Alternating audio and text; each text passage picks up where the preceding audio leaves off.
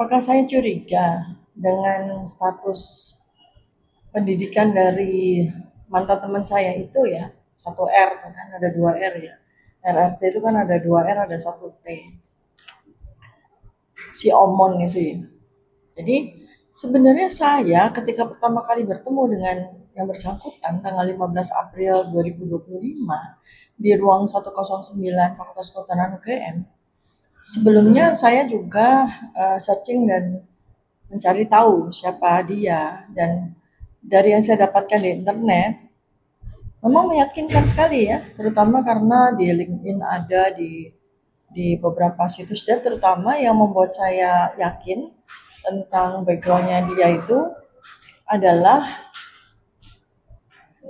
di Universitas Mataram, di Unram itu ada gitu. Ketika kita searching atau googling dengan nama yang bersangkutan tuh langsung keluar namanya ya, dengan segala macam riwayat pendidikan.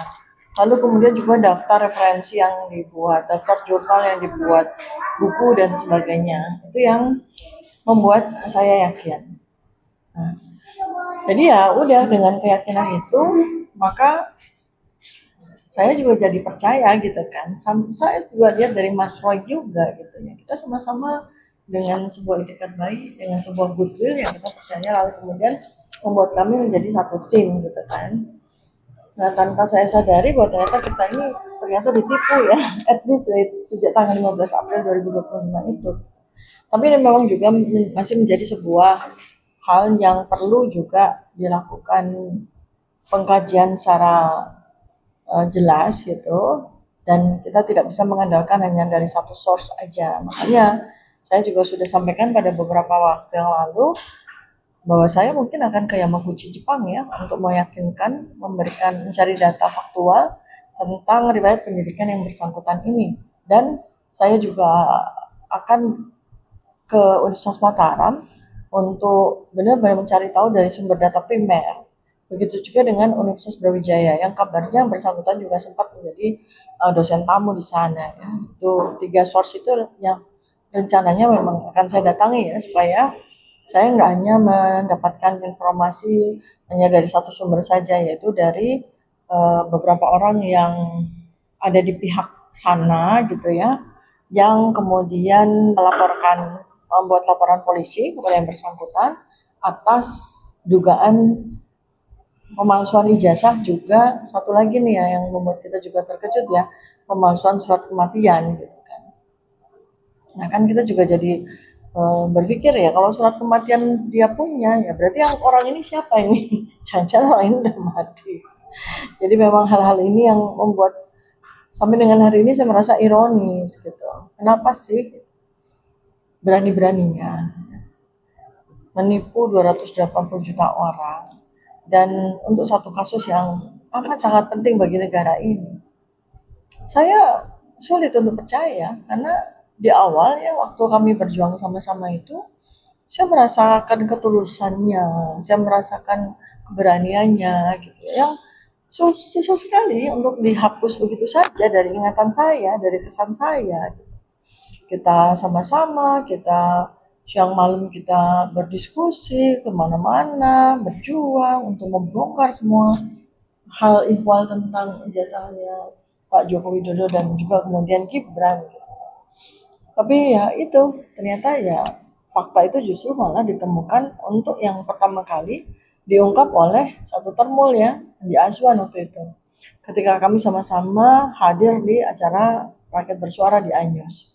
Ketika kemudian Andi Azwan ini menyerang yang bersangkutan kan dengan bahasa Jepang, dan kita semua se-studio mungkin juga se-Indonesia juga tahu kan bahwa yang bersangkutan ini sama sekali tidak mereply atau merespons dengan bahasa Jepang juga.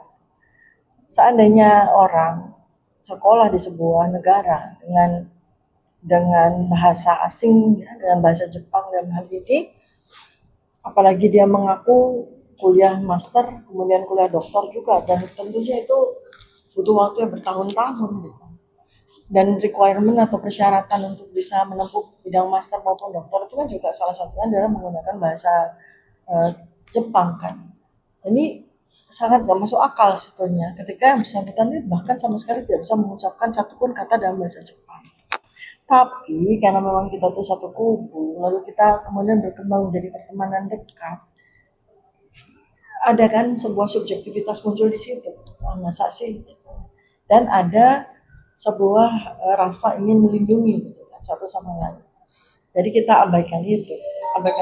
Walaupun kemudian waktu berjalan kita mulai suka berdiskusi tentang hal itu.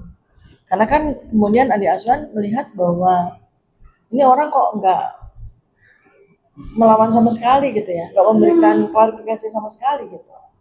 Jadi ya kita teruji juga sebetulnya, tapi balik lagi karena dia masih ada di pihak kita, maka kita juga ya udah gitu ya, semacam excuse lah gitu.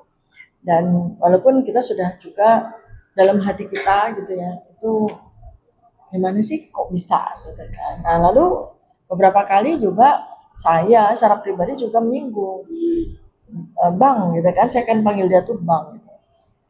Bang, itu ada beberapa termo yang itu bilang mempertanyakan ijazah atau gelar master kamu sama dokter kamu gitu. Di itu dong, diklarifikasi dong. Mana ijazah mastermu sama ijazah S3-mu, doktermu gitu.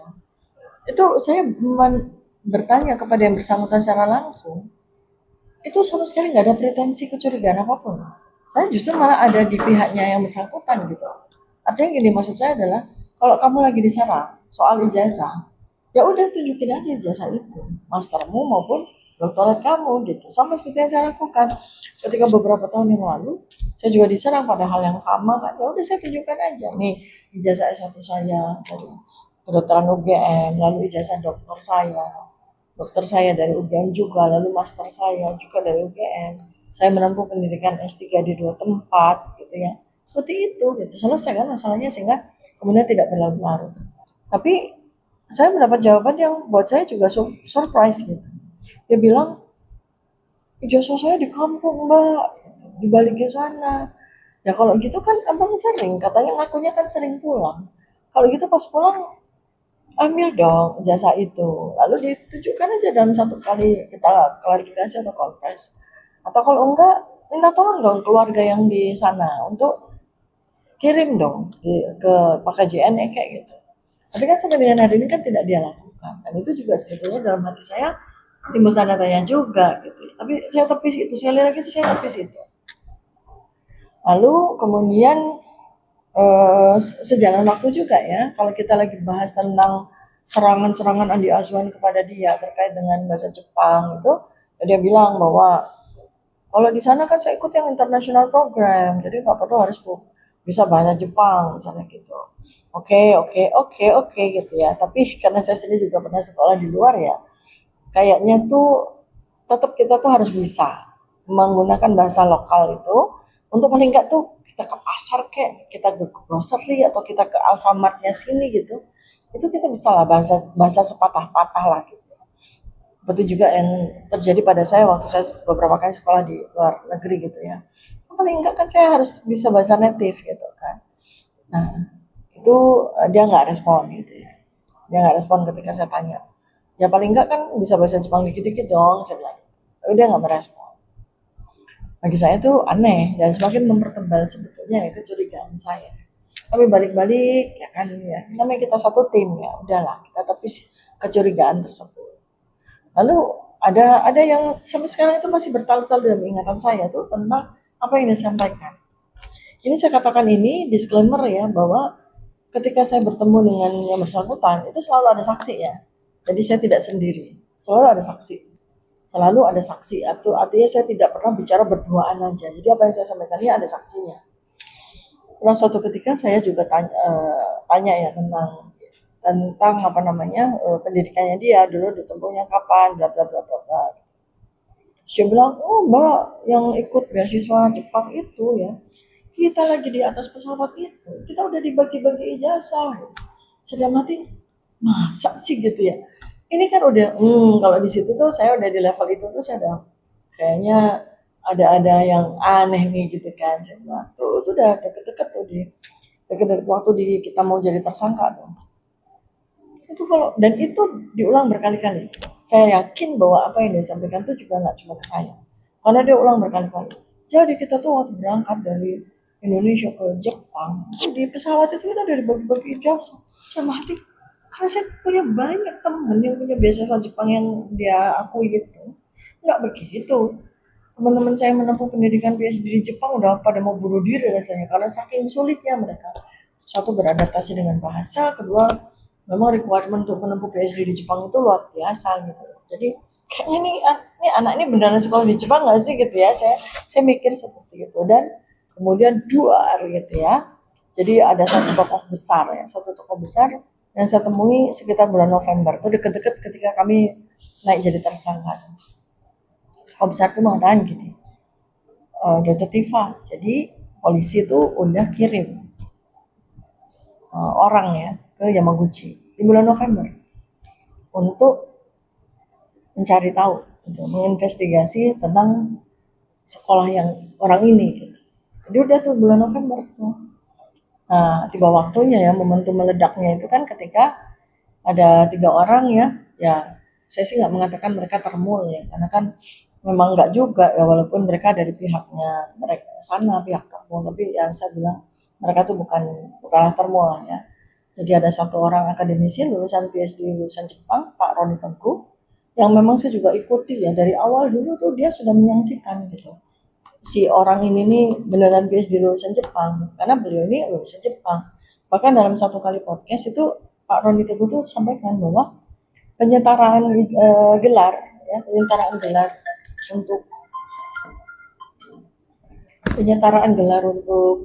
dokter lulusan Jepang itu bukan doktor Eng, bukan, tapi PhD ya. Jadi mengikuti standar penyetaraan dari Dikti ya, Kemendikti itu kalau ada seorang lulusan doktor dari Jepang ke Indonesia disetarakan, maka dia berhak menyandang PhD di belakang namanya, bukan doktor Eng.